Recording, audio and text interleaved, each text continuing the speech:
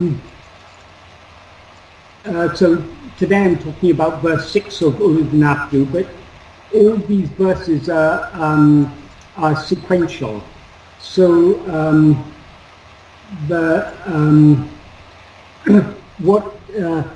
this verse follows on from what Bhagavan said in the previous two verses. In verse 4 he said, if oneself is a form, the world and God will be likewise, that is, they will also be forms. If oneself is not a form, who can see their forms and how to do so? And then he asks a rhetorical question, can what is seen be otherwise in nature than the eye that sees it?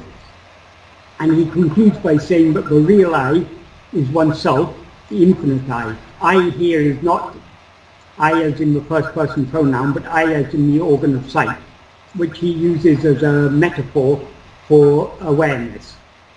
So basically he says that according to the nature of the awareness, what we are aware of will be of the same nature. So if we experience ourselves as a form, we'll see multiple forms, and the world and God will for us be just other forms. But if we don't experience ourselves as a form, as in sleep, who can see their forms and how? When we don't experience ourselves as a form, as in sleep, we don't experience any forms. So forms seem to exist only because we take ourselves to be a form. And the form we take ourselves to be is a body. So in verse 5 he says, the body is a form of 5 sheaths.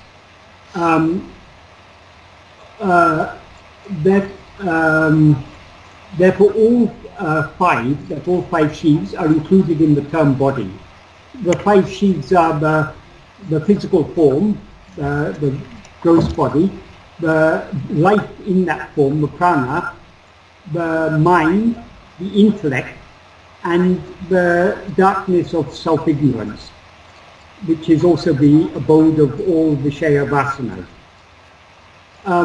So without such a body, that is, whenever we experience ourselves as this physical body, we also experience ourselves as the life within the body, as the mind, as the intellect, and we don't experience what we actually are. So the darkness of self-ignorance is the background against which all these other forms appear. All these forms appear. It's like the darkness in the cinema theatre. So Bhagavan says, without a body, is there a world? Say, leaving the body, is there anyone who has seen a world? In dream, we take a body to be ourselves and we see a corresponding world. In waking, we take a body to be ourselves and see a corresponding world. If we don't take a body to be ourselves, there's no world to be seen. So those are the two verses we've dealt with the last couple of months. So this month we're dealing with verse 6, which is a continuation. In the previous verse he said there's no world apart from the body. In this verse he says there's no world apart from the mind. What he actually says in this verse is, the first sentence, ulahaim pulaṉgaḻ ḻuruvēṟaṉ. That means the world is a form composed of 5 kinds of sense data, not anything else. And in the Ṭṛavvaim version, he added one word before this, which is kuṇḍō.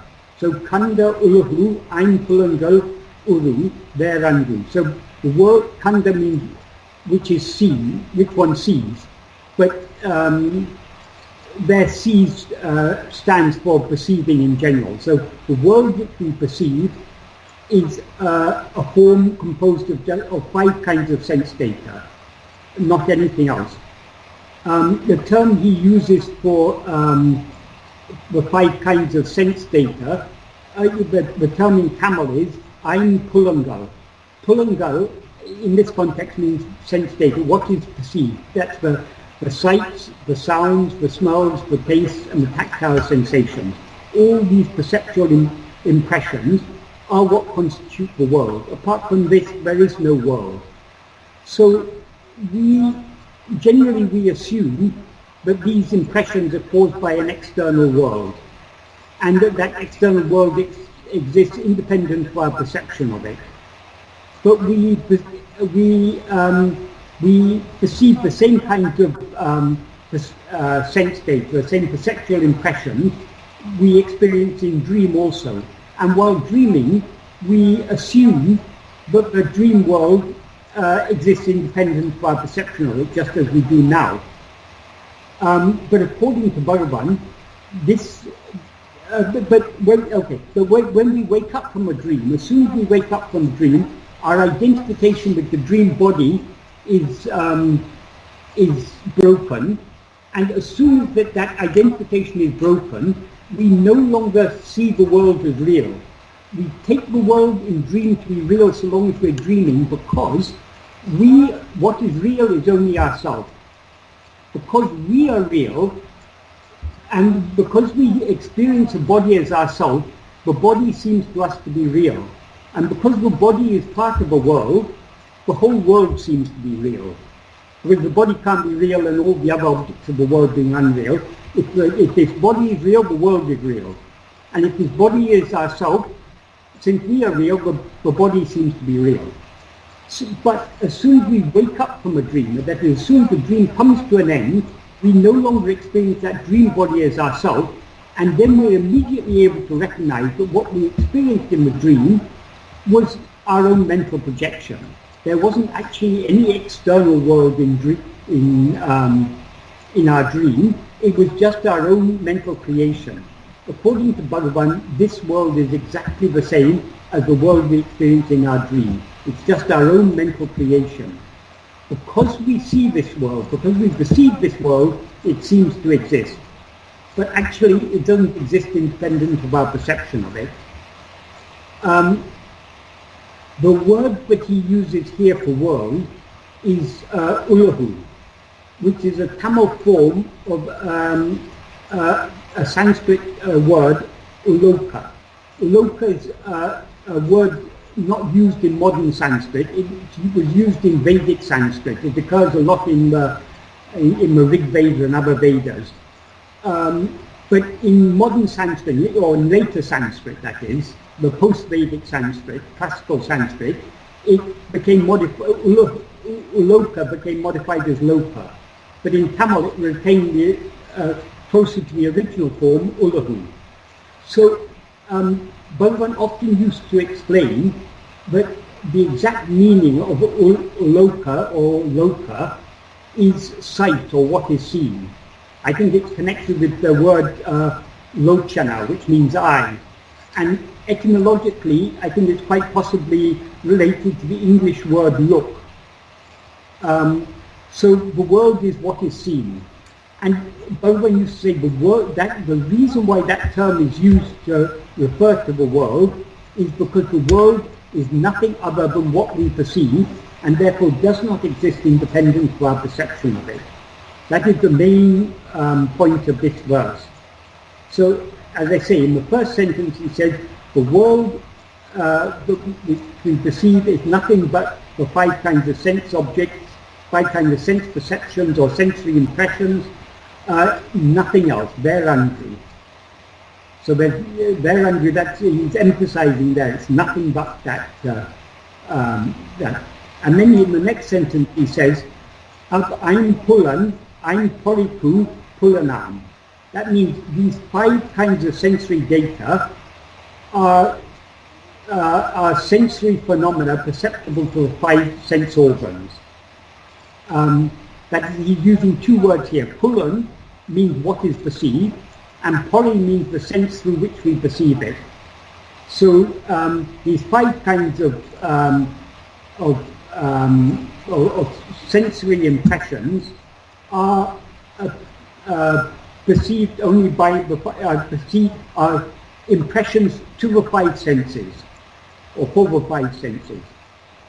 Then in the next sentence he says, ulahai, well, I'll first deal with the first clause of the next sentence, because it's got 2 clauses. The first clause, which is a because clause, or since clause, ulahai maṉam oṉṭu añ poṟi-vāyāl ōrndiḍudalāl. That literally means because of the mind seeing the world through because of the mind alone seeing the world through the five senses. Or in other words, since the mind alone perceives the world by way of the five senses, and then in the main clause he says, maṉattai, aṉṭṛi, ulahu, oṉḍṛu. That means, is there a world beside the mind? The word aṉṭṛi means besides, excluding, if not for, apart from, other than, or without.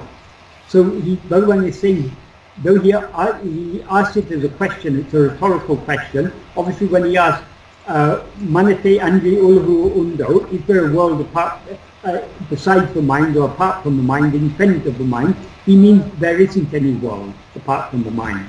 That is, the world does not exist independent of the mind that perceives it. I mean, he ends with just one word, are, which means say. So in other words, if we take these two sentences as one, it is, the meaning is, since the mind alone perceives the world by way of the five senses, is there any world apart from the mind? When he says maṉam oṉṭṛu, it means that oṉṭṛu is emphasizing the mind, and here it's used in the sense, though it means one, here it's used in the sense of alone. It's the mind alone that perceives the world. Many people imagine that even after the ego is destroyed by Atmaññāna, even after we attain Atma Sakshatkara or liberation or mukti or whatever we call it, we will continue to perceive the world. From this verse and many others, it's very clear that that is not the case, because it's only the mind that sees the world. The mind, what is the mind? The mind, the essence of the mind is the ego. The perceiving element of the mind is the ego. And the ego is nothing but a wrong knowledge of ourselves, an erroneous awareness of ourselves. An awareness of ourselves is something other than what we actually are. So when we are aware of ourselves as we actually are, we cannot be aware, we cannot be aware of ourselves as the ego, and when we're not aware of ourselves as the ego, who is there to see any world? So in these three verses, verses 4, 5, 6, Bhagavan makes it very, very clear, the world seems to exist as a collection of nama-rupa, names and forms, only because we take ourselves to be a form. All of these are a projection of our own mind. As Bhagavan says in the fourth paragraph of it is just like the spider spins out thread from within itself and again draws it back into itself, the mind projects the world from within itself and again draws it back into itself. So all the phenomena that constitute this world, everything that we see as if it's outside ourselves, including our own body, including the person we seem to be, is all our own mental projection. So since we are the projector of this and the perceiver of it, if we want to investigate what is the truth of all these things, we have to investigate what is the truth of ourselves. Are we really this mind or ego that we seem to be? Am I really Michael?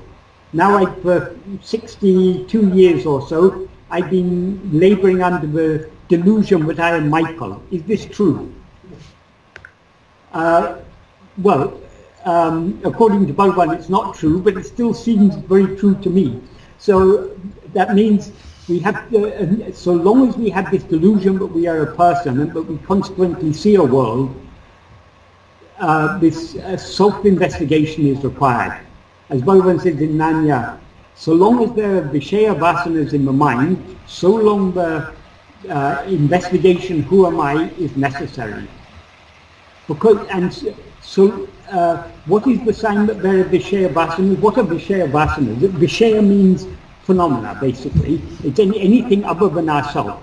And a vasana means a propensity, an inclination, a desire, a liking. So what Vishaya vasanas means is our liking to be aware of phenomena. And so long as we experience ourselves as an ego, we will have such a liking, because the ego comes into existence by taking itself to be a form. and it stands by grasping forms through its five senses, as he says in Uڵḷadu verse 25. The ego cannot stand for a moment without being aware of things other than itself. When we're not aware of things other than ourselves, as in sleep, we're not aware of ourselves as the ego. The ego seems to exist only so long as we're aware of other things. So for its survival, the ego has a strong urge to be constantly aware of other things. This urge to be aware of other things is what is called Vishaya Vasanas. And other things seem to exist because of our urge to be aware of them, but they're all only our mental projection. So according to Bhagavan, it is only because we experience ourselves as this ego, but the world seems to exist, but we are aware of any world. So so long as we're aware of any world, we have to continue practicing, trying to investigate ourselves to find out what we actually are. Because when we find out what we actually are, we will cease to be what we now seem to be, the person we now seem to be. We will experience ourselves just as pure self-awareness. Pure self-awareness, why is it called pure? Now our self-awareness is impure because it's mixed with adjuncts. We now experience ourselves as I am this person, I am this body. So that is the impure self-awareness, which is the ego. The pure self-awareness is not aware of anything other than itself. So long as there's the least awareness of anything other than ourselves, anything that appears or disappears, anything that we are not constantly aware of,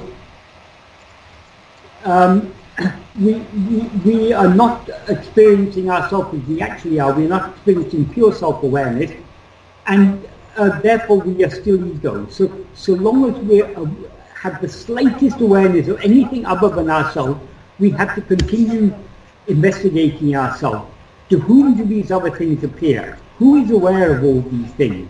We have to look back at ourselves more and more keenly, more and more persistently and steadfastly, until eventually we will see what we actually are, thereby destroy the ego. And when the ego is destroyed, as Bhagavan says in verse 26 of Uḷḷadu Nāṛpadu, investigating what it is giving up everything. Because when we investigate it, it takes flight, as he says in the previous verse. And when it takes flight, everything else takes flight along with it. So Bhagavan, in Uḷḷadu Nāṛpadu, Bhagavan is saying this in so many different ways in different verses, but essentially it's the same message he's emphasizing again and again and again. Nothing exists apart from our perception of it. Other things, we perceive things other than ourselves because we mistake ourselves to be this ego.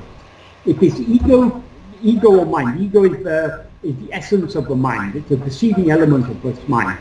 So as he says in verse 26, if the ego comes into existence, everything comes into existence. If the ego doesn't exist, everything doesn't exist. Therefore the ego is everything. And as he says in this verse 6, is there any world besides the mind or besides the ego? Well, clearly the answer to that question according to Bhagavan is no. That was Bhagavan's experience, and that is also actually our experience, because it is only when we experience ourselves as this mind, as in waking and dream, that we experience a world. As soon as this mind subsides in sleep, the appearance of the world also disappears, also ceases to exist. So Bhagavan's teachings are very, very, very simple. Because we rise as this ego, so all the problems of the world, every conceivable problem exists because we have risen as this ego. So the root problem is only this ego. So who am I who now mistake myself to be this ego? That is what we need to investigate by looking deep within ourselves.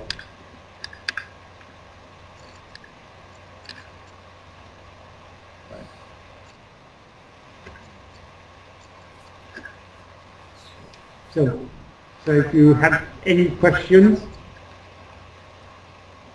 I think this this verse sort of goes with the previous verse, right? 5, 6, and 7 sort of acts as a set. Yes, 4 also. 4 also, right? And it's interesting. One thing I knew, I learned today is that the real meaning of the word loka. Yeah. So the loka is what we normally translate as world, but sort of the true meaning, Michael just interpreted for us that it is what we see. I think it's recorded in various books, probably in talks and such places, but it's something Bhagavan often used to say. I'm not sure about, I don't know a lot about Sanskrit etymology, but I suspect it's quite probably connected with the word lochana, which means eye. Right. I'm not sure, I may be wrong in that respect, but anyway, Bhagavan definitely says that the actual meaning of loka is what is seen. What we see. And that remarkable similarity between the word loka and the English word look. Yes. Well, I mean, loka is a Sanskrit word, and Sanskrit is one of the oldest Indo-European words, so a lot of words in European languages are very closely related to Sanskrit words. In fact, I live in London, and as you all probably know, the river in London is called Thames. And Thames in Old English meant dark, and it is etymologically related to the word tamas, which also means darkness. So which is the city in the world where the river Tamas is flowing? The city where I live. So it is the eye is the problem.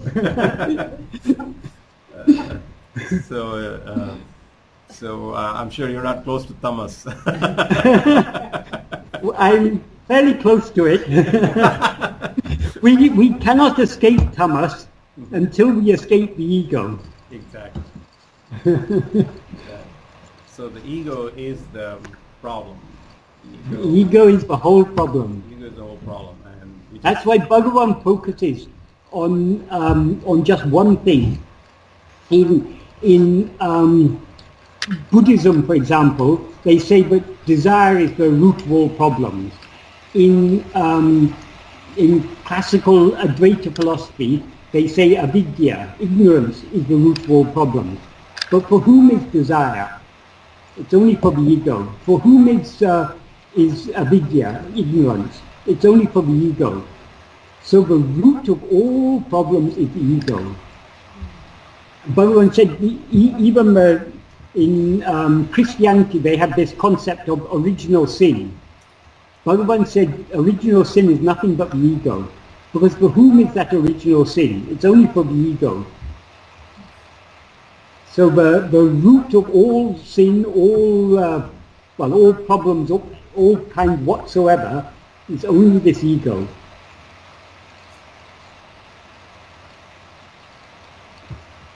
Any questions?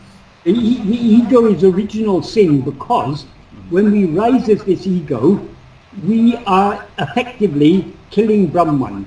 We're not actually, Brahman can never be killed, but we are, from our perception, in our experience, we, the one infinite Brahman, are now limited with this finite little person. So that is in effect Brahmahatya, the sin of killing Brahman. So that is the original sin. Of course, all this is true only in the view of the ego, because in the view of Brahman, it is always as it is, and there is never any ego. So that's why Bhagavan said, Bhagavan often used to quote, I think, Shankar saying, Drishtim jnanamaya kritva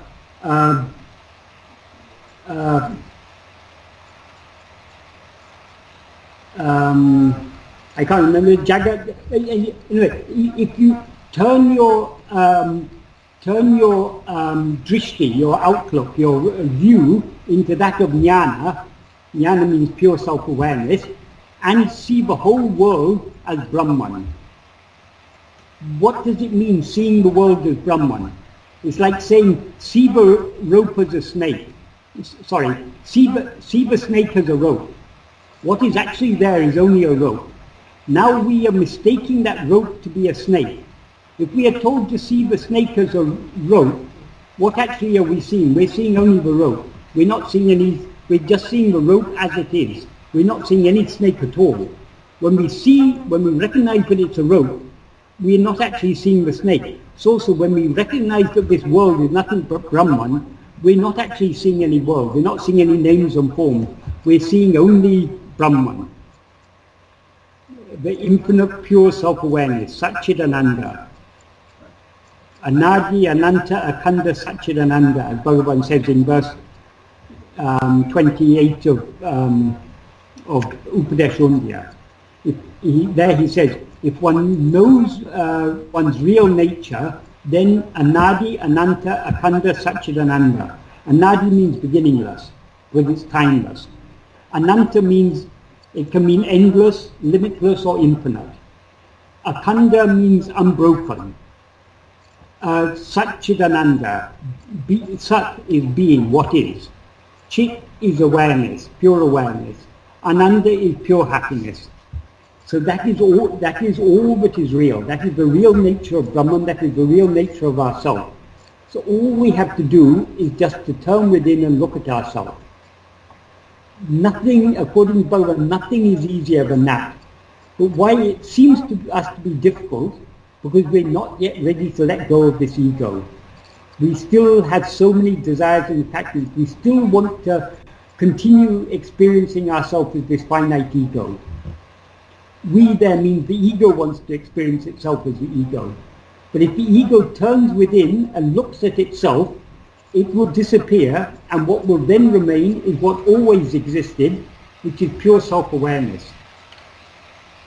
That is why Bhagavan said, liberation is eternal. It's not something, if liberation or atmajnana or atmasakshakara or whatever we call it, if it was something to be attained in future, having once attained it, it would again be lost. Whatever comes has to go. So what we are seeking is what is ever present, not what we're going to gain in the future. There's nothing actually to be gained at all. All we need to do is to lose everything, lose the ego, and everything is gained. But what we gain when we lose the ego is what we already always have.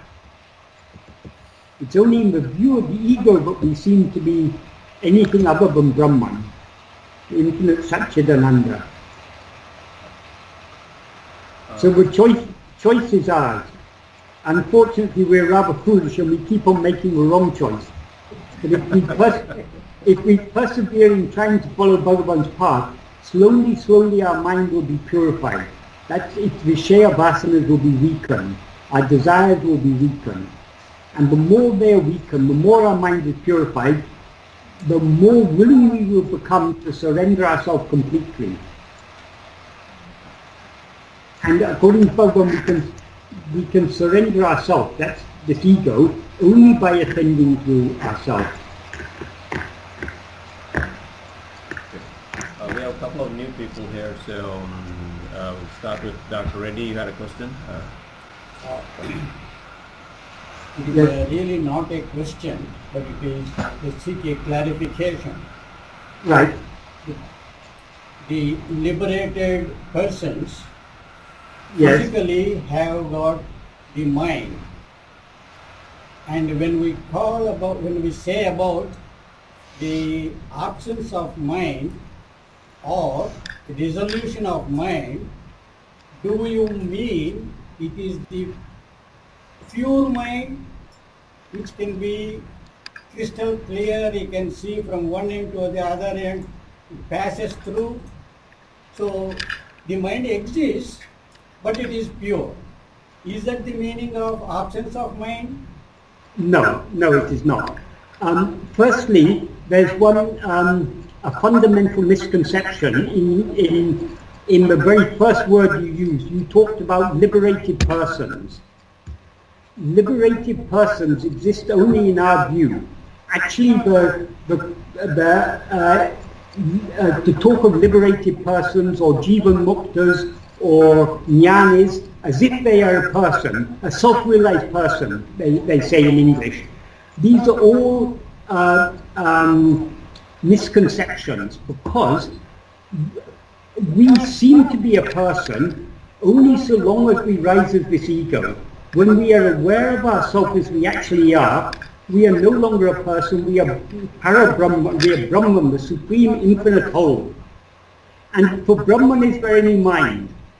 No, obviously not. All Brahman, as Bhagavan says, when we know what we actually are, all that remains is Anadi, Ananta, Akhanda, Satchidananda.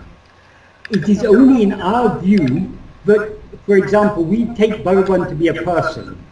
We say he was born in Tiruchuri on the 30th of December 1879, and he passed away on the 14th April 1950. Between those two dates, he had a childhood at the age of 16, he had a death experience which transformed him, and then he came to Tirunamlai, and for some years he was absorbed in samadhi, and then slowly he started coming down to interact with the world as a normal person, and then for many years the disciples gathered around him, people asked him questions.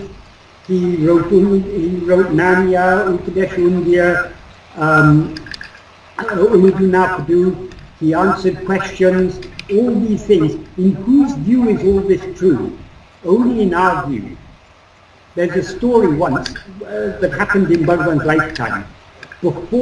Shortly before Self-Realization, the book by Divya Narasimha Swami, was the first biography of Bhagavan. But before that was published, shortly before, one Malayali scholar came and visited the ashram. And he wasn't a great scholar, I mean, he was just a person who liked writing a lot. So he liked going to different, visiting different ashrams and mutts and writing biographies about the swamis in those mutts. So he came to Tirunamlai and he wanted to write a book about Bhagavan. So he started asking people for stories. He gathered a few stories from people in the ashram, then he went to the town and he gathered a few more stories. And finally, when he gathered stories which he selected the stories which he thought were very interesting, he wrote them in a book, in a notebook, and he showed them to Bhagavan. And Bhagavan patiently read the whole book, and wherever there were spelling mistakes or grammatical mistakes, he corrected them. So everyone in the ashram was very excited. Here someone's written a biography of Bhagavan, and Bhagavan has gone through it, corrected it, so it must be with Bhagavan's approval. But nobody in the ashram at that time knew Malayalam. The only person who knew Malayalam was Kunduswami, and he often went away for a while. So he had been away visiting some other mutts or something. So when he came back, everyone told him, this person has written this biography, you please read it and tell us what is written in it. So he asked that for the notebook, and he started reading it, and he was appalled by what he read in it. What was written in the book was, Bhagavan was a lawyer in Madurai.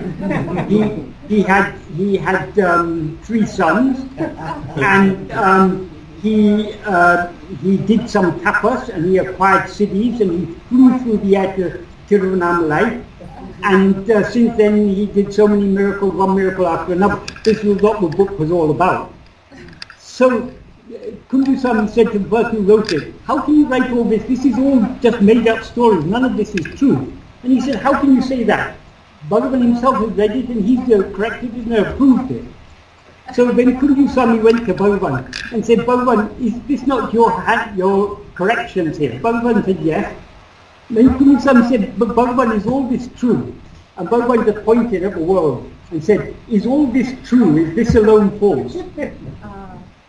So For Bhagavan, the biography, even if we research Bhagavan's life meticulously and get all the stories correct and verified and everything, and write a biography of Bhagavan, according to Bhagavan, that is no more true than the biography written by that Malayali scholar, because Bhagavan is not the body that we mistake him to be.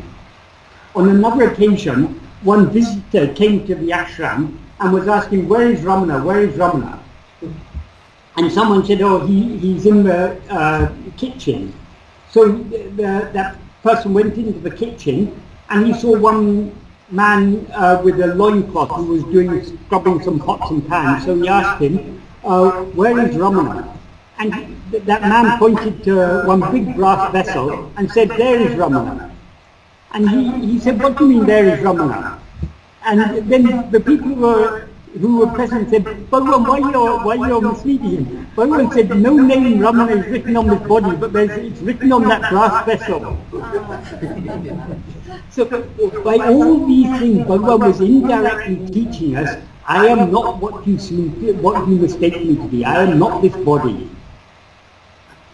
So it's only in our view that Bhagavan seems to be a body, and that body answers questions, so we infer there's a mind in that body. I mean, how could Bhagavan have written Uḷḷadu Nāṛpadu and Uḷḷadu How could he have answered so many questions? How could he have done all these things if he had no mind? Therefore he must have a mind. We assume, but Bhagavan said that's all true. Because we take ourselves to be a body and mind, we take Bhagavan to be a body and mind. But that is not Bhagavan's experience of himself. His experience of himself is Anadi, Ananta, Akhanda, Satchidananda, nothing else. So when Bhagavan talks of mananasa, he means it quite literally. It is the annihilation of the mind. In fact, it's almost literally true, but not quite literally true, because Bhagavan also clarified, though we call it mananasa, destruction of the mind, you can only destroy the mind if it exists in the first place. What is called mananasa is actually the discovery that there never was any mind at all. When we investigate, when the mind investigates itself, when the ego investigates itself, it will find that there is no such thing, and that all that exists is only pure self-awareness. Nowadays there are so many scholars, this group of people calling themselves the traditional Vedantin, the followers of Swami Dayananda, they all say, how can you attain, they say liberation is knowledge. So how can you have knowledge without the mind? Therefore mananasa is not really mananasa,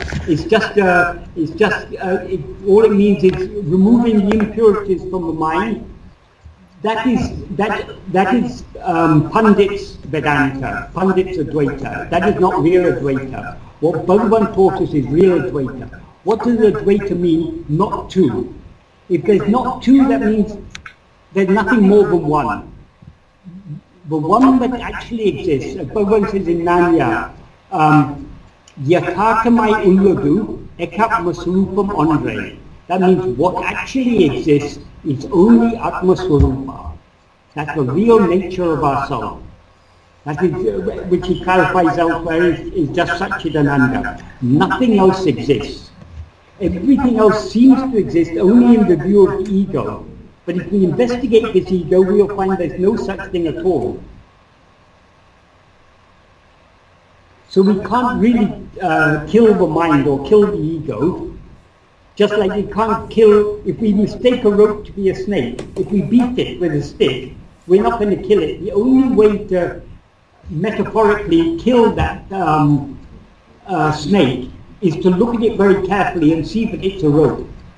Likewise, if we look very carefully at this ego or mind, we will see that what it actually is just pure self-awareness, and that there never was any such thing as mind at all. So Bhagavan doesn't hide anything from us. That's why the final truth is not, now what Bhagavan taught us is what is called Devata Siddhanta, or Vivata Vada. That's the contention that everything is a false appearance. And it's a false appearance that appears only in the view of the ego, which is itself a false appearance. That's what Bhagavan has taught us. But he said, that is not the final truth. That is what we need to accept so long as we're following this path. But the ultimate truth is ajata. But nothing has ever come into existence or seemed to exist at all. But that is what we will experience when we investigate ourselves and find that there never was any such thing as mind. In verse 17 of ōrndiḍuda, he says, Maṇattai ļuruvēṟaṉ maravādichāda maṇamenam oṇḍṛu undi parā. Ākum nirmāgam undi parā. That is, if we, without any forgetfulness or any negligence, if we investigate the form of the mind here means the ego, we investigate it vigilantly and without any, without forgetfulness or negligence, what we will find, maṇam oṇḍṛu. There's no such thing as mind at all.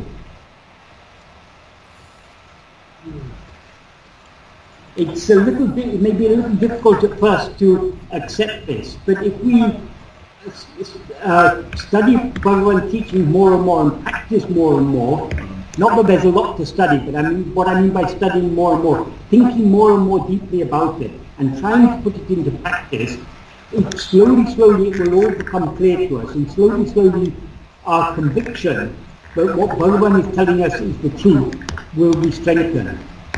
Because firstly, we can be convinced by simple logic, but that's not enough, because even logic can mislead us. Logic is a judgment. We have to be able to see the truth in things to understand the logic of it. And so we need an inner clarity, and that inner clarity comes by the practice of atma-vichara, self-investigation. The more we are the original light. So the more we attend to ourselves, the more we clarify the mind, the more we purify the mind, and the more clear all these things will come to us.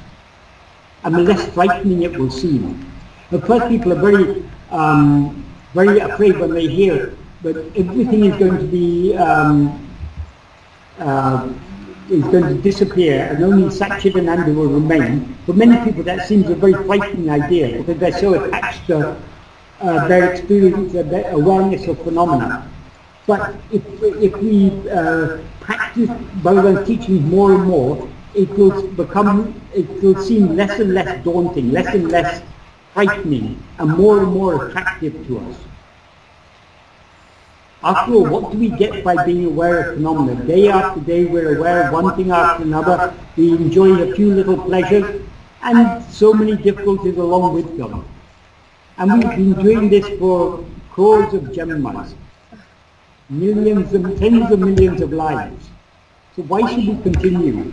A time comes when we have to get tired of all these things. And only when we're tired of all these things will we be willing to accept what Bhagavan has taught us. And will we be willing to put it into practice. So the choice is ours. There's no compulsion. Bhagavan is never going to force liberation upon us until we're ready for it.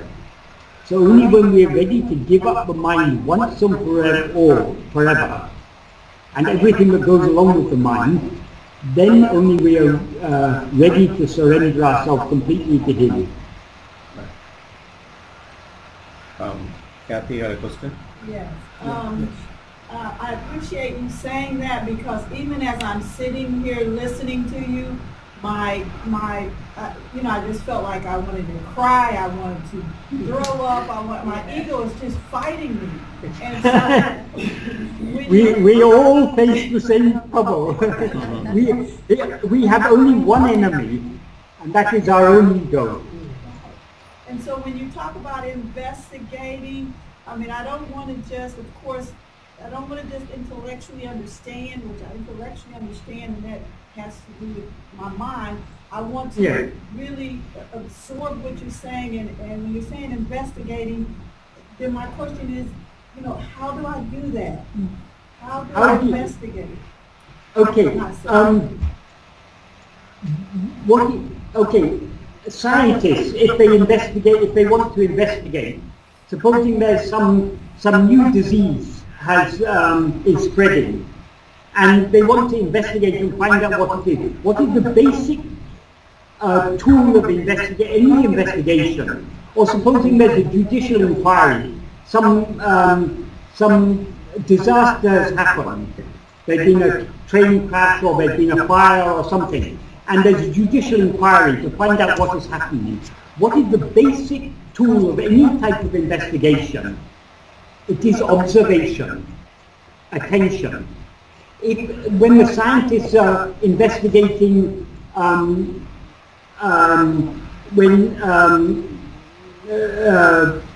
astrophysicists are investigating phenomena in far distant parts of the universe, they need so many instruments. They need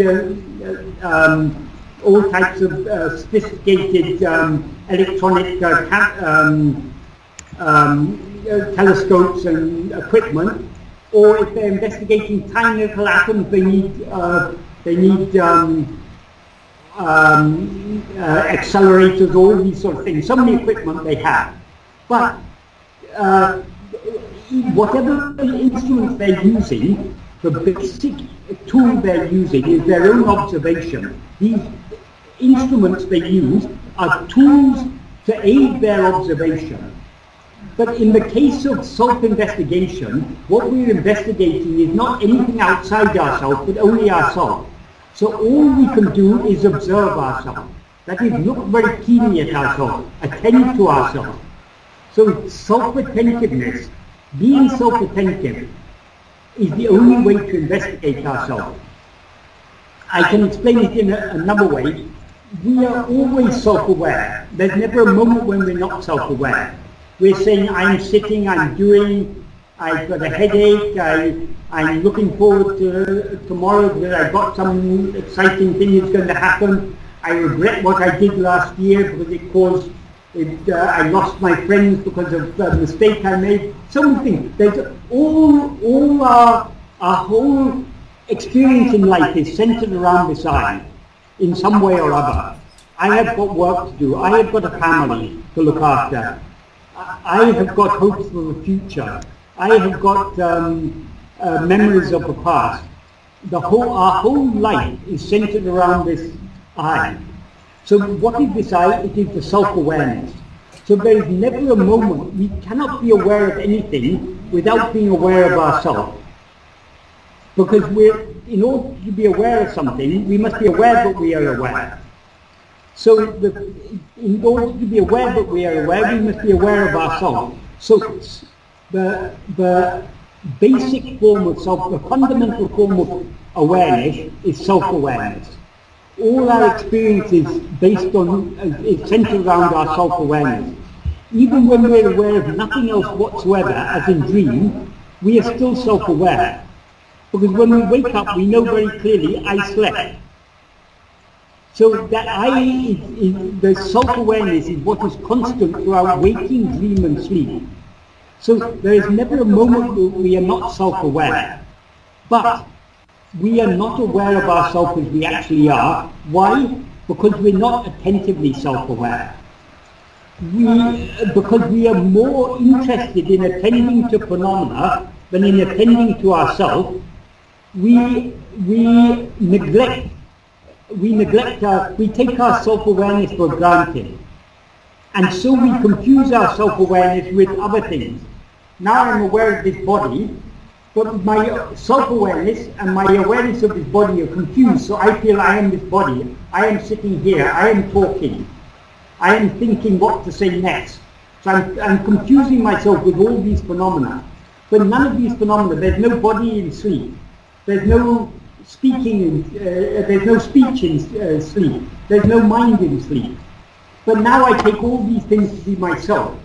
So I now have a confused experience, a confused awareness of myself. So in order to get a clear self-awareness, I need to be attentively self-aware. We are always negligently self-aware. We need to try to be attentively self-aware. That is, when we talk about self-attentiveness, we're not actually attending to an object, we're just being self-attentive. We're being attentive, self-aware. Now we're aware I am. What is this I? Let us try to be attentively aware of it. And I mean, this is as much as can be explained in words. Sometimes when people used to ask Bhagavan how to practice this, Bhagavan said, do you need to be shown the way inside your own home? You are familiar with your own home better than anyone else. So you don't need to be guided inside. No one is as familiar as you with your self-awareness, with what you call I. So all you need to do is to investigate, is to observe this I, to look at it attentively, to try to see what it is. So it's self-investigation simply means self-attentiveness, keenly observing or looking at ourselves. Of course, when we say looking, we're not looking with our eyes, because we ourselves are not a physical form. We now mistake ourselves to be a physical form, but what we essentially are is just awareness. So awareness can never be an object, but awareness is always aware of itself. All it needs is to be attentively aware of itself. Does that help? Does that make it a little clearer? Yes. So that's probably a good explanation of the technique of self-inquiry. It's not even a technique. Not even a technique, right? To call it, what is the technique for seeing the sun? Just look at it. Just look. Yeah. Even That's that is so pushing, making it look fancy. What is the technique to see ourselves, to know ourselves? Just look at yourself. Right. What the mind does not know, the eyes do not see. So, yeah. To have a spiritual vision and spiritual knowledge would help us to self-aware and to be self-aware and have a self-inquiry done. But when you say spiritual knowledge, what is spirit? Spirit is awareness. Correct. So we need to be aware of awareness. That we need to be attentively self-aware. It is only from within ourselves that we can get spiritual knowledge. That is why Bhagavan said, the ultimate teaching, though he gave us teachings in words, all his teachings in words are directing us to turn back within. Because he said his ultimate teaching is teaching through silence. And that silence is what is always shining in our heart as I. So if we want to get spiritual knowledge or spiritual awareness, we have to turn our mind within to attend to ourselves alone. Exactly. Instead of focusing the attention towards the external world, focus to self-world. Turn 180 degrees, so to speak. Exactly. Okay. And is attention in our control? Yeah. Sorry? Sorry, the power of attention, it seems to be that, like you're talking, even if I choose not to attend to it, I will automatically hear you. I cannot force myself to not hear you. So it doesn't seem like the power of attention is in my control. If what I'm talking is very uninteresting, and you've got an interesting book, you will be reading your book and you won't be even hearing me. I'll be droning on in the background. You'll hardly even notice me. Oh, I think I'll notice you, Michael. No, but that means that some interest there. That is because you choose to attend, because you're interested. No, but Supposing I was talking boring subject. Supposing I was talking about economics or something that you're not at all interested in, or any subject that you're not interested in. right. You will quickly lose interest and you'll start thinking other thoughts, because the attention is the one thing that is always under our control. Okay, sometimes, supposing there's a sudden blast outside, there's an explosion, Yeah. your attention will be drawn there. So, but why our attention is drawn there? Because the sudden noise is a danger for us. Yes. Instinctively, we choose to attend to something which is a threat to us. So attention can only be drawn towards something that comes and goes, but awareness, I can never attend to it because it's like, even if I don't want it, I'm aware. So Yeah, true, you're aware, you're now self-aware, but you're not attentively self-aware. Most of the time you're not attending to your own awareness, you're not being attentively self-aware because you're attending to other things. So it's a matter of turning our attention back, trying to be attentively aware of ourself alone. What is attention? Attention is a selective use of our awareness. So I choose to try and make out what are the dark forms of this PC screen in front of me. So I attend to it. You choose to try and understand the words I'm speaking, so you attend to both. Right, there's a stimulus to attend to, but awareness is not it doesn't call my attention. Well, why? Because you're more interested in other things. If you're passionately interested to know who am I, then awareness will call your attention. Because what you essentially are is awareness. Other things come and go. The body and mind that you now seem to be, you're aware of this body only in waking state. In dream you're aware of some other body. In sleep you're not aware of any body at all. In waking and dream you're aware of this mind, but in sleep you're not aware of it. So all these things come and go. All the objects of all phenomena, objects of awareness come and go. But underlying it all there's a constant awareness. And that constant awareness is self-awareness. We're always aware, I am. So what is this I? Instead of attending to other things, we want to withdraw our mind from other things and focus our attention on ourselves. It doesn't mean that ourself, our awareness is an object. Obviously it's not an object. But we can attend to anything we're aware of. We can attend to thoughts, we can attend to feelings, we can attend to emotion, we can attend to sights, we can attend to sounds, we can attend to tastes, we can attend to smells, we can attend to tactile sensations, we can attend to ideas, we can attend to so many things we can attend to. Anything that we're aware of, we can attend to. So the one thing that we're always aware of is I am. But because we are more interested in being aware of other things, we neglect to attend to ourselves. So all Bhagavan says is, change from manapokku, that the direction of our mind has to turn back to take interest in ourselves. So that's why reading and reflecting on Bhagavan's teachings is very important, because all that is required to practice Atma Vichara is passionate interest. Okay, our interest may not be so passionate. At least a little interest should be there to get started. And as we go on, that interest should become stronger and stronger and stronger until it should become an all-consuming passion. That can be cultivated only by practice. So we have to be very, very interested in this.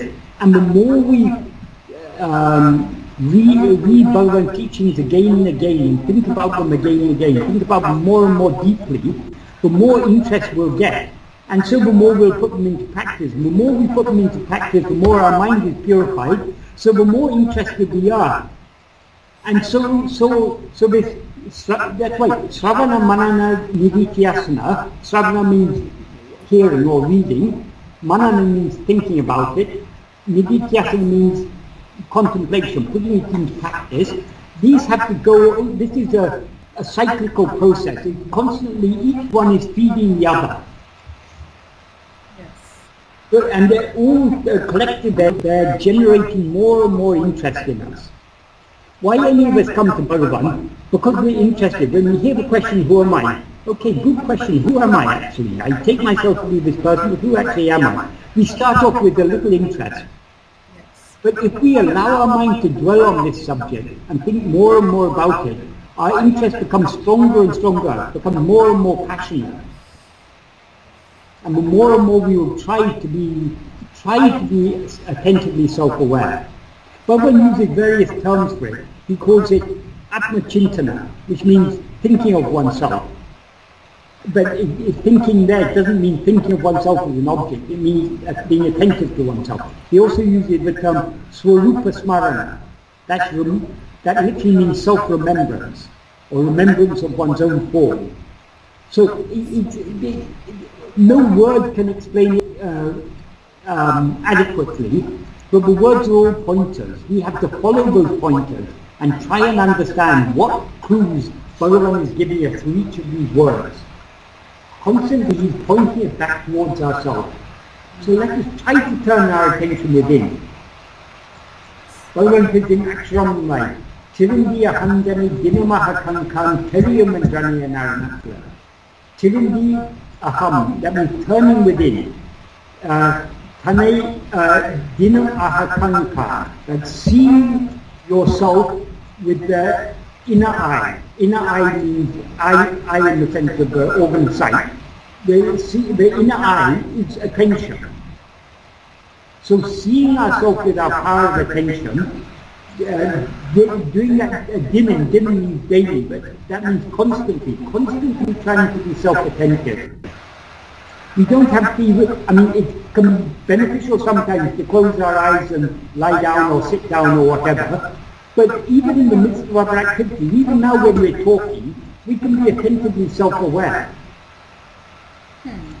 Instead of just attending to what Michael is saying, attend to the meaning of what Michael is saying. Even if he's not doing so, at least you can do so. Can I do something different? He may just enjoy jabbering, but you make use of his jabbering, because what he's jabbering about is what one has said. I'm just regurgitating what I read from Bhagavan. So, but we have to be interested in this subject. We have to be keen to know what we actually are. But that's why Bhagavan used to say, Bhakti is the mother of jnana.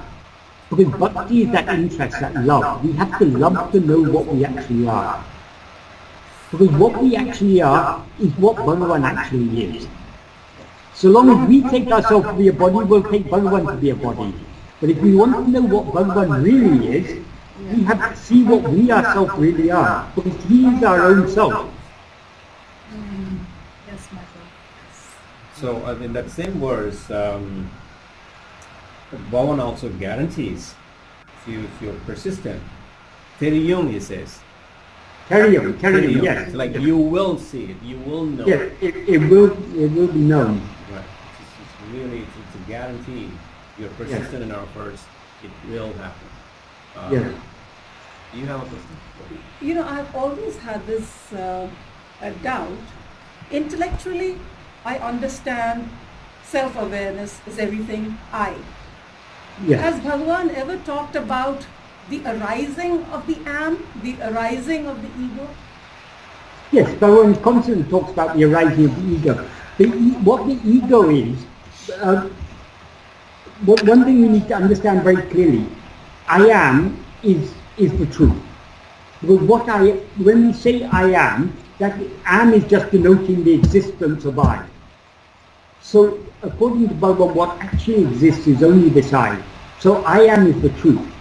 But what we all experience I am. There's nobody who can reasonably doubt their own existence. But we all experience ourselves as I am this person. So that adjunct mixed self-awareness is what is called ego. So there's no such mixture with adjuncts in sleep. In sleep we're just aware I am.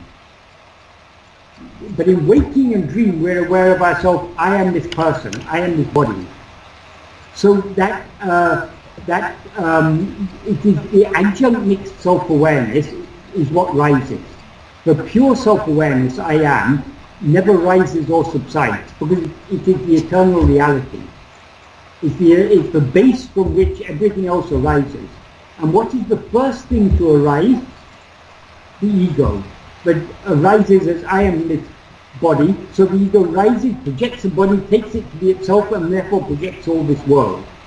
So all arising begins from the ego. The ego is the first to arise. So by preventing the rising of ego by knowing what we ourselves actually are, will prevent the arising of everything. Thank you. Right.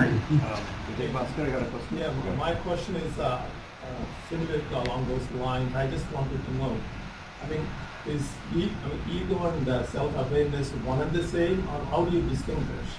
Okay. Is the snake and the rope, are they one and the same? Not really. Yeah, well, they are the same. There's only one thing there. What is actually there is only the rope, but it seems to be a snake. So the actual thing is one, but it's what it seems to be is the problem. So also there's only one self-awareness. Now that self-awareness seems to be this ego. So pure self-awareness is what we actually are. Ego is what we seem to be, when we mistake ourselves to be anything other than pure self-awareness. That's why we don't have to, Bhagavan said, it's sufficient for us just to investigate this ego. Because if we investigate ego, investigating ego is like looking very carefully at the snake. What happens if you look at the snake carefully enough, you'll see it's a rope.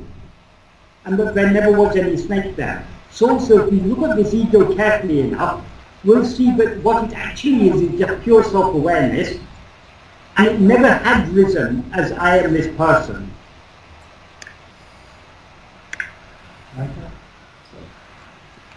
That is what in there's one of the Mahavakyas is Tattvamasi. You are that.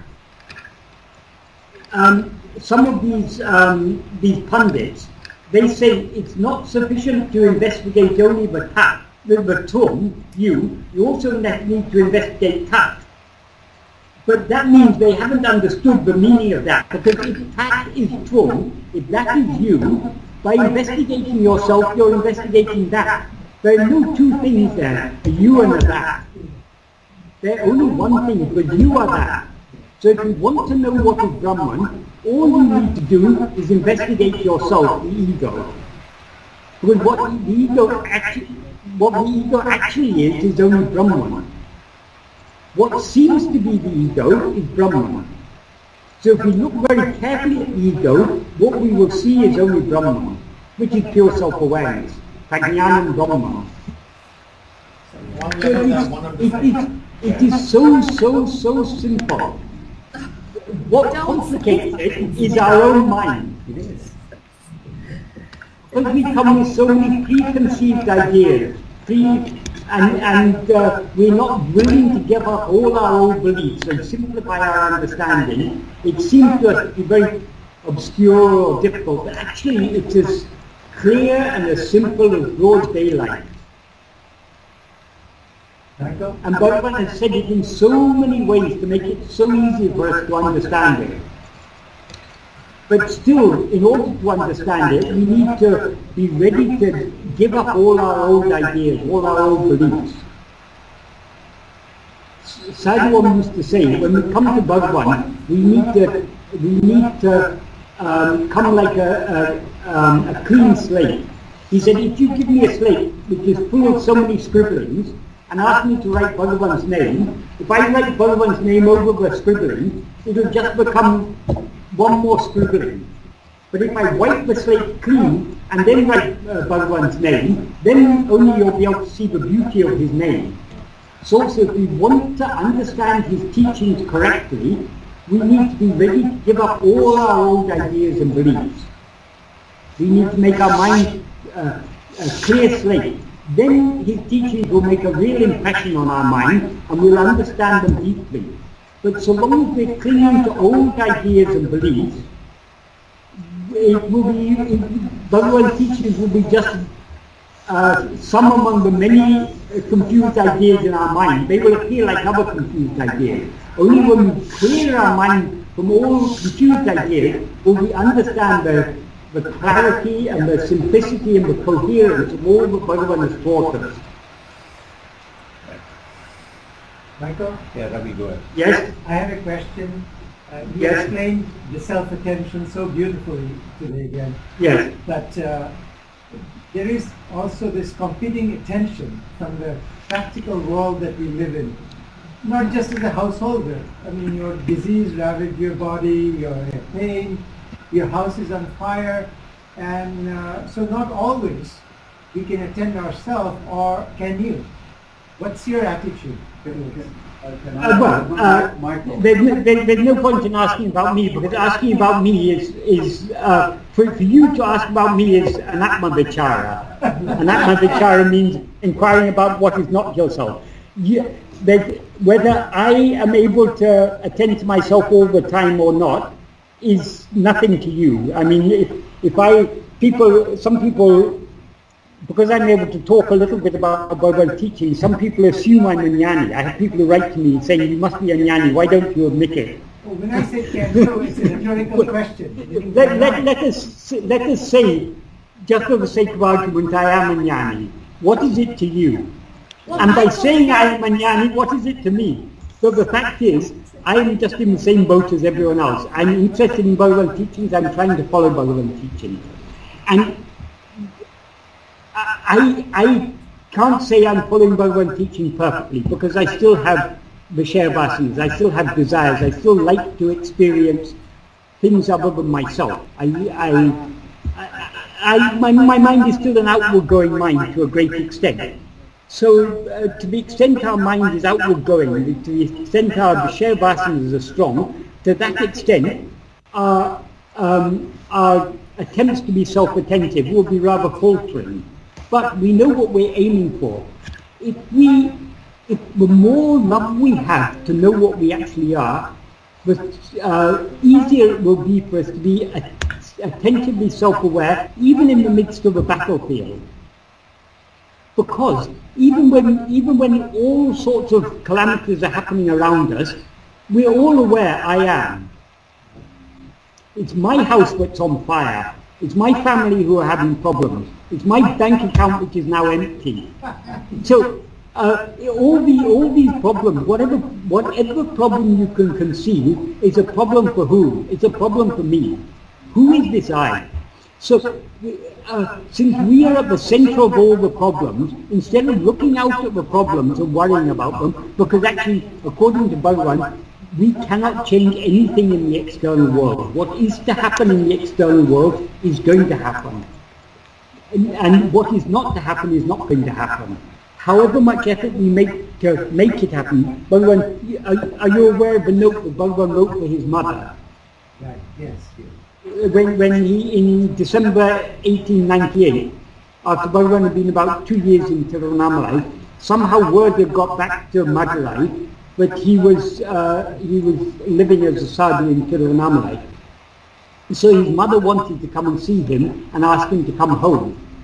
But because the family were fairly poor, they couldn't come immediately. Eventually, when they could afford it, her elder son brought their mother, and she came, and Bhagavan at that time was living in Padacchēdam, a spur on the eastern slopes of Arunachala.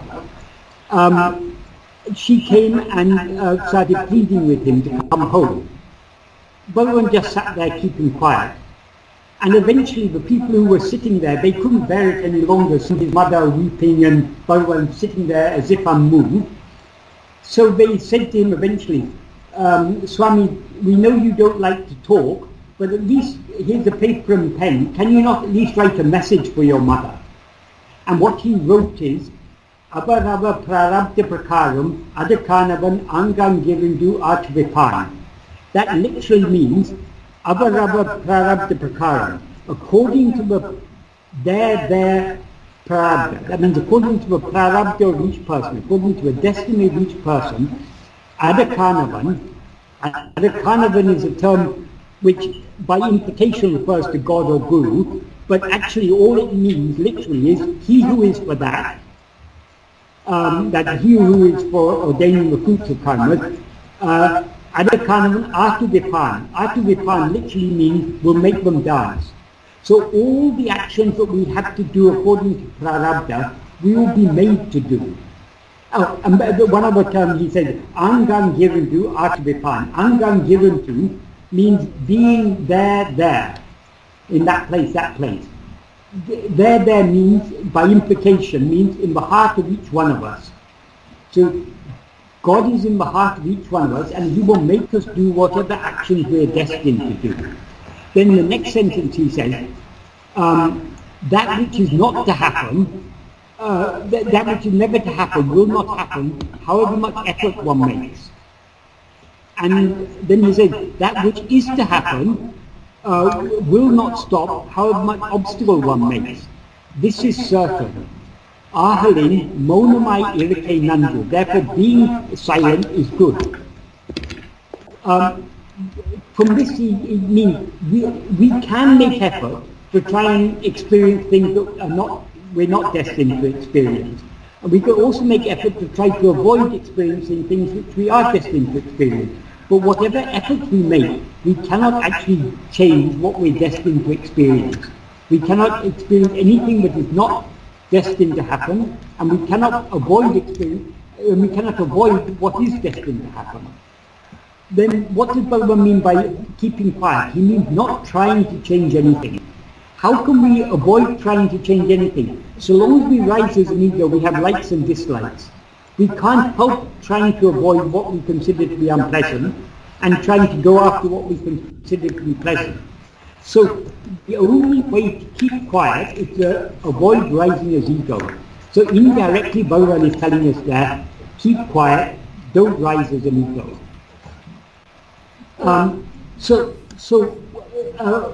We cannot change anything. Therefore, in Nanya, there's a paragraph in which Bhagavan explains, talks about self-surrender. He first says, Anma chintane kabira, vera chintane kulambarakku, satram idum kodamo, atma nishta paranai iripade, tanne isanaku alipada. That means, Anma chintane kabira, other than atma chintana, other than thought of oneself or self-attentiveness, vera chintane kulambarakku, satram idum kodamo, without giving even the slightest room to the rising of any thought other than self-attentiveness, and thereby atmanishta paranai irupte, thereby being firmly established in oneself, tanne isanuku alikadam, that is giving oneself to God.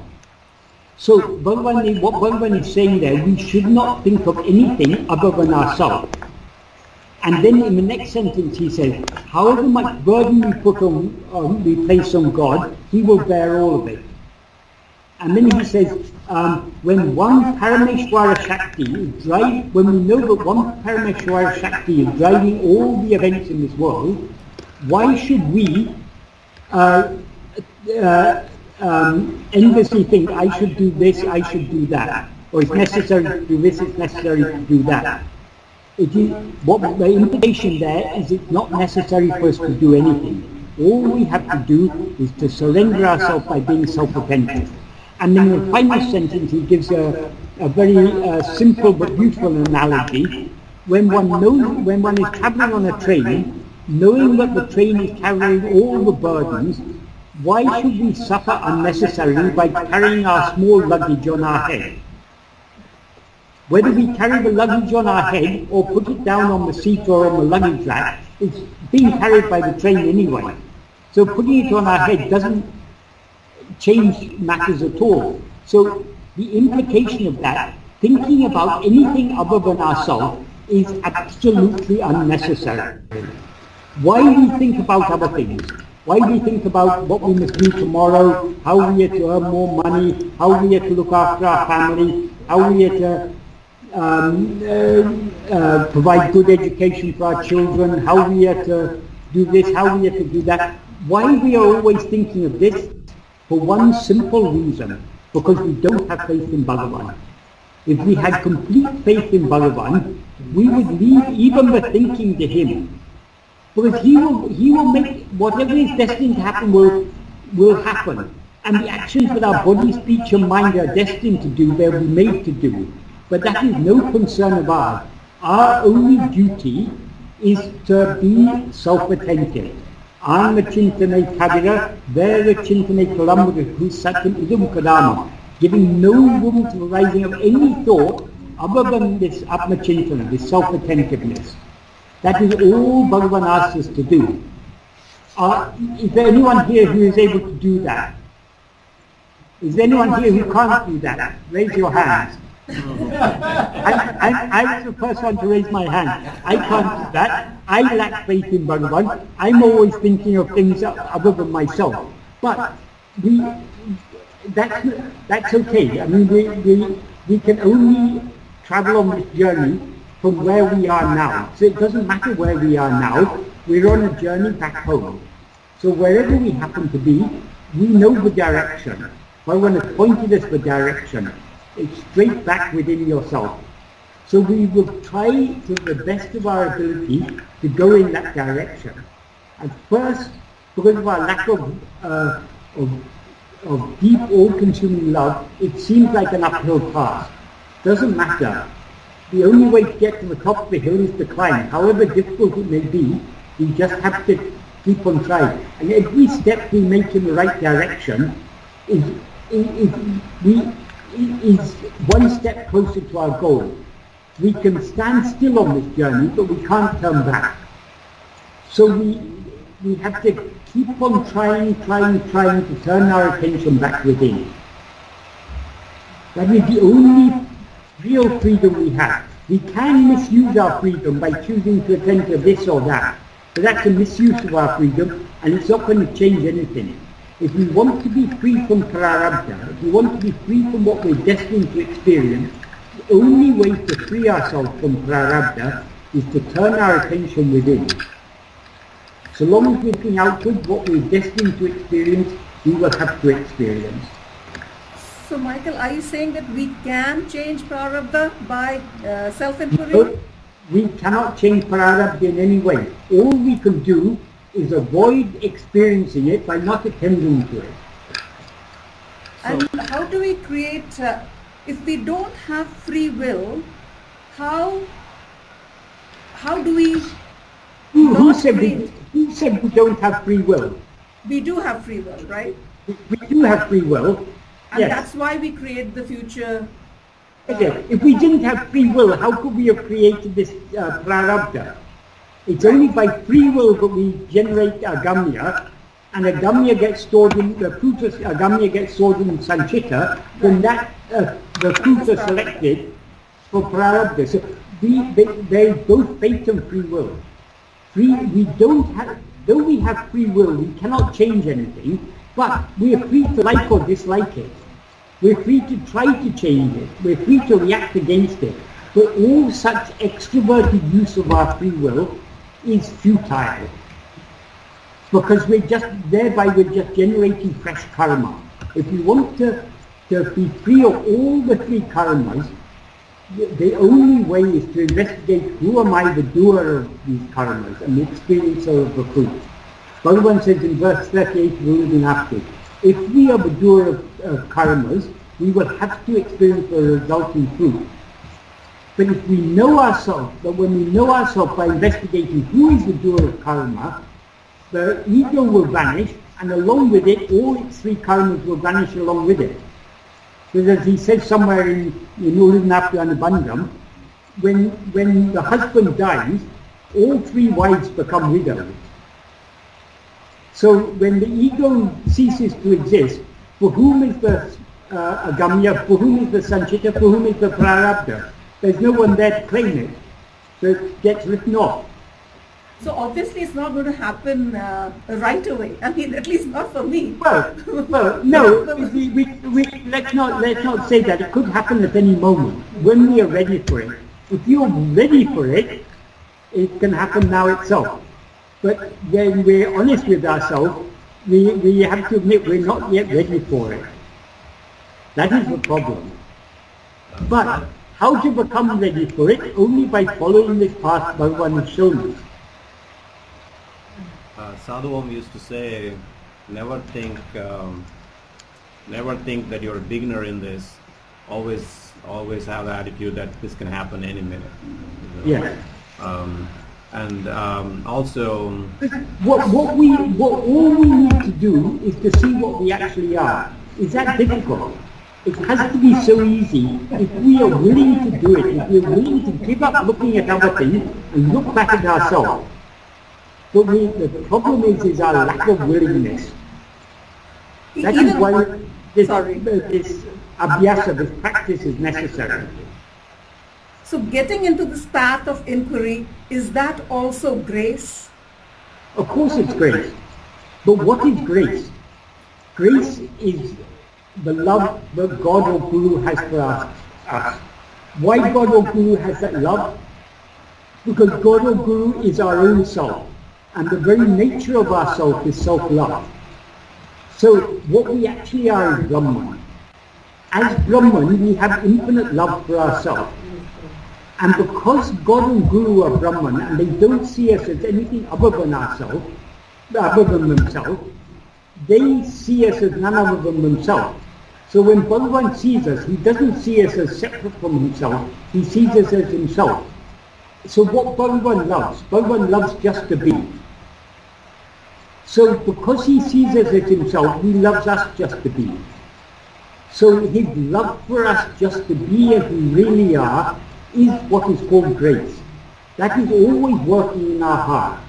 And that is what is that is what has attracted us to this path. So Bhagavan often used to say, grace is the beginning, the middle and the end. Thank you. yeah, go ahead. Michael, Yes. a couple of questions. The first is related to what you said before. Maybe you don't need to elaborate too much on that. When I'm here, the focus is on self-realization, Atma Vichara. When I step out of this room, go into my office, the focus is on money, position, all the material things. My direct question is, it is possible to be over there and still to do this? Of course it is. It seems to be unreal at this point to me, but looks like it's possible. Even we can all start with, when a small child is learning to walk, it starts with small steps. It gets up, it falls down, it gets up, it falls down. Eventually that small child may one day be an Olympic runner. But when it's even take a champion runner like Mo Farah. Some 30, I don't know how old he is now, maybe 30 years ago he was a small baby and he was just toddling around learning how to take those small steps. Now he's the fastest runner in the world. How he went from that to this? He started off with small steps. So we all have to start off from where we are. We are all small toddlers. So we begin, at least let us start making, if you say, oh, I can't run this marathon or something, so if a small child says, I'll never be able to run this marathon because I can't even walk, so I won't even try, that's foolish. It's only by trying to learn to walk that eventually one day we may be able to run that marathon. So also in this path, we have to start from where we are. Start with small steps. And those small steps is like on a mountainside. If a little bit of snow is dislodged and begins to roll down, it gathers more and more snow until eventually it becomes a huge snowball. And as it gets bigger, its momentum picks up. But if it never moved in the first place, there would have been no snowball. But it's just a small little piece of snow needed to start rolling down, and that started the whole formation of the snowball. Yeah. So we all have worldly thoughts. We all have fears and insecurities and desires and all these things. It's the nature of the human mind. So we all have concerns about worldly matters. But slowly, we need to try and wean our mind away from these things. Okay. The other follow-up question is, the Shastras and Upanishads say that we need to be having our duty towards the family if we are married and so on. But after going through this for a long time, I feel our fundamental duty is self-realization, and if we take care of that, everything else will be in place from a materialistic standpoint. Bhagavan said, your duty is to be, not to be this or that. Why do you think you're a householder? Because you identify a particular body as yourself. So you take that body to be yourself, another body to be your wife, some other bodies to be your children. It all originates from your wrong identification of yourself with a body. So that is, our swadharma is to know what we actually are. Okay. If we start off with the idea, I'm a householder, I'm a grahastha, that itself is an obstacle. Why should you even think you're the person you seem to be? Okay, now I seem to be a householder, I seem to have a family, I seem to have all these responsibilities. Well, for whom are these responsibilities? It's for this body and mind. So, according to the destiny of this body and mind, it will be made to act accordingly. So if you are destined to earn money for your family and take good care of them and everything, that's you, meaning you, this body and mind, it will happen. But why should you take yourself to be this body and mind? So we have to slowly separate ourselves from what we seem to be. Okay. So it's whatever we are to do for our family is according to prarabdha will be made to do it. You cannot do anything more for your family than what you're destined to do. So, and we need not be concerned about that, because as Bhagavan says, Adhikānavan Angam Girindu Ātavittān. Bhagavan is in your heart and will make you do whatever you need to do according to prarabdha. Your only duty is to keep quiet, that is to turn your attention within and try to know what you yourself actually are. Michael, I just wanted to add to that, Yes. that whenever I practice sitting quietly, doing meditation, whatever it may be, it definitely helps me at my workplace. Yes. And also, like you said, viewing everybody different is the fundamental problem. Yes. It is difficult to forget the you and I, but Yes. when there is a problem, if you try to view the other person as yourself, it becomes a little easier. Yes. But I do feel that sitting quietly, meditating every day kind of helps me handle things better. Yes, certainly, because if we are following Bhagavan's path of Atma-vichara, we are slowly training our mind to detach itself. So when we are detached, we can a detached householder, a person who has a family but is inwardly detached, is actually able to do much better for their family than someone who has strong attachments. Because often the strong attachment may cloud our judgment. So it is. I mean, in every way. And I'm not saying that our outward life is going to be transformed by following Atma-vichara, because our outward life is anyway going on according to destiny. So what is destined to happen is going to happen anyway, whether we like it or not. But we are able to be much calmer and much more at peace in the midst of all this than we would otherwise be. And simply just understanding Bhagavan's teachings helps to free our mind to a very, very great extent from the world. Everyone born in this world has problems. Even if you're a billionaire, you'll still have problems. Even if you're a beggar on the streets of Mumbai, or you're one of the poor people suffering from cholera in Yemen or something. Problems are there for everyone. So problems take different forms according to different circumstances, but we all have problems. But we we can cope with our problems or we can bear with our problems much better to the extent that we are able to detach ourselves from it. Supposing we're in the worst type of suffering, supposing we're starving or having some terrible disease or something,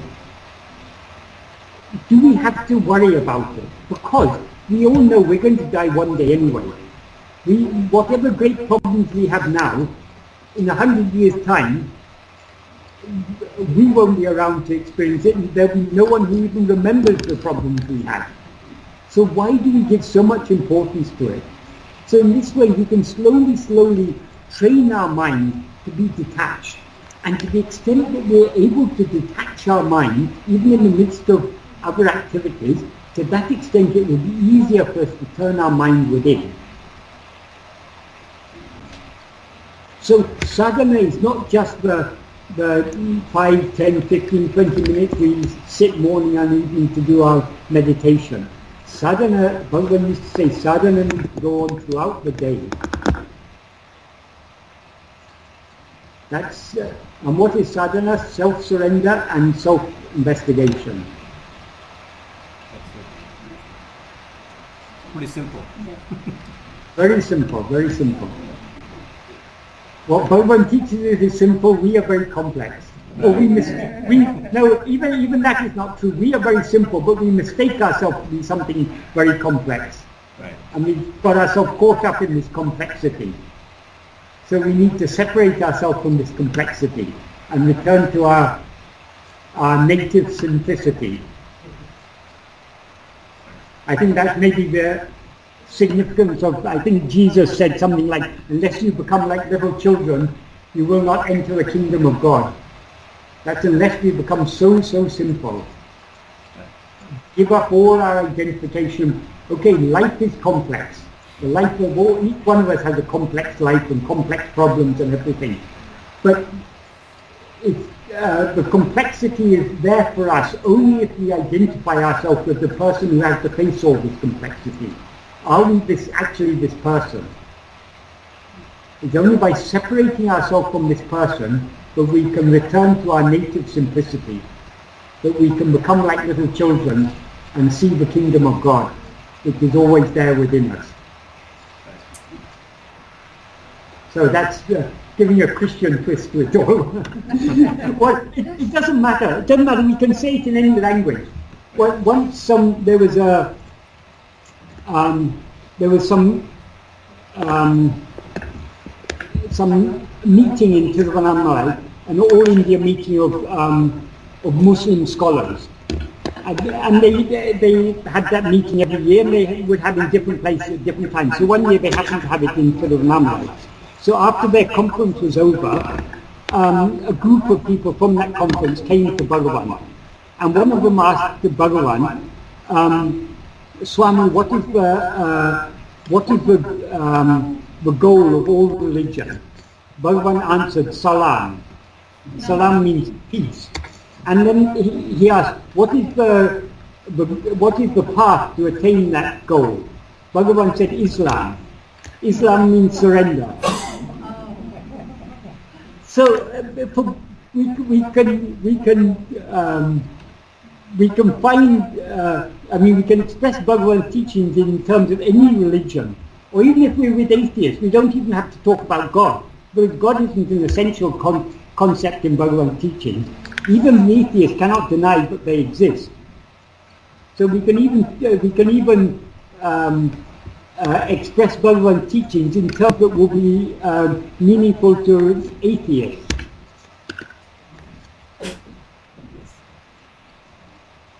Because the one thing that is, Bhagavan is touching on the heart of everything, which is I. Nobody can deny I. And nobody can deny that because of what we now take ourselves to be, we are suffering numerous problems. So surrendering this self-identification, surrendering is Islam, we attain peace, which is Salam.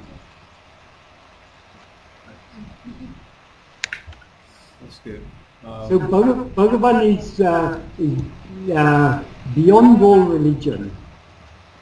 what Bhagavan has taught us is not a religion, but it's at the same time it's the essence of all religions. The real heart of every religion, the spiritual essence of religion.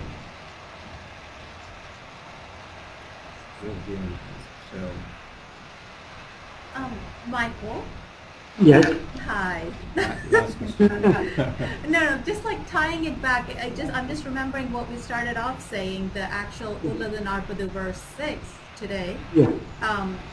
It said that the world exists because of the perceiver, the one who sees. So you're saying only in our world of name and form that we take ourselves to be, we perceive everything else as name and form. Yes. But in Bhagavan's world, or whatever that realized state, whatever that is, they do not perceive the name and form. Yes. They only see the substratum or the awareness, which is... What we see as the world, Bhagavan sees as Satchidananda himself. Yes. So when I abide in myself so fully that you disappear and I disappear, what does that mean? Well, I know. I won't disappear until you disappear. You have to disappear first.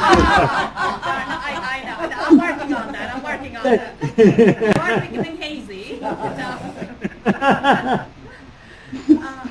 No, what I mean is like... We are all waiting for you to get liberated, because we are bound here until you're liberated, because we're all people in your dream. I don't know where I was going with. Oh, so for instance, right now, I know that the earth goes around the sun, right? I mean, that's a given. That's proven that the earth goes around the sun. But nonetheless, in my experience, even though that I know that's true, I still see the sun rise in the east and set in the west, from my perspective. So even though I would be established in the state of awareness, it doesn't mean that my vision, my senses will stop working. It's just that I will know the essence of everything, right? Just like I still perceive the sun going up and down, even though I know that it's still stationary and Earth is the one that's going around. Whose senses? You say your senses. Again, you're identifying yourself with the body. Yes. So long as you identify yourself with the body, you can't see what you really are. When you see what you really are, you will no longer experience yourself with this body. So you will have no senses to see any world. And Bhagavan said that's why Bhagavan said in verse 4, if oneself is a form, the world and God will also be formed. If oneself is not a form, who can see their forms and how? Right. So it's only when we take ourselves to be a body that we see the world. So we can exist without a body-mind. Yes. I know, but you tell me in deep sleep I do. You exist perfectly happy in sleep without a body or mind. No. But Michael, I don't know whether I was happy or not. I just know that I slept. But you don't have any complaints about sleep, do you? No. Right. My father does. He That, says he wakes up with a back pain or this or that. That's when he's not sleeping. Yes, that's true. When he's sleeping, he won't have any complaints. Exactly. You're in deep sleep, So, in deep sleep, but I don't have any experience either. You do. Because when you wake up, you say, I slept. How do you know you slept? By inference? So, no, not by inference. Supposing I asked you, when you were asleep, did anyone come into your room? What would you say? You would say, no, I don't know, I was asleep. Yes. So, but if I ask you, were you asleep? You don't say, I don't know. You say, yes, I know. How do you know you were asleep? It's not by inference. We are very, very clearly, now we are experiencing a state in which we experience many phenomena. In dream also we experience a state in which we experience many phenomena. But we are also aware that we experience another state in which we do not experience any phenomena. Supposing that we were not aware at all in sleep, we couldn't be aware of any gap between successive states of waking and dream. We would not be aware of a third state, but we're all clearly aware of a third state. We say, I slept happily without any dream. How do you know there was no dream there if you weren't there to be aware of the absence of dream?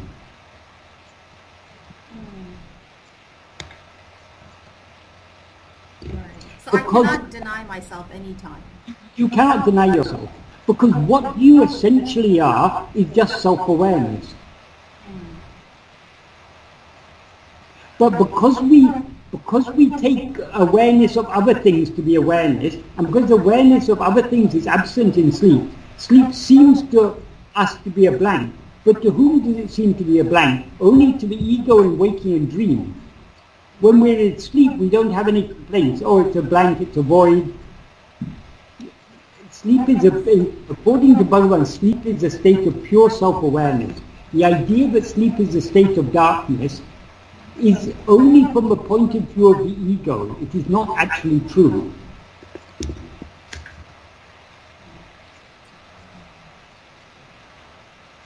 But what we experience in sleep is what we actually are. But because now we don't experience what we actually are, we can't recall what we experienced in sleep. Because if we could recall what we experienced in sleep, we would be aware of ourselves as such even now, and the ego would be annihilated. So sleep is a very, very, very important tool Bhagavan has given us.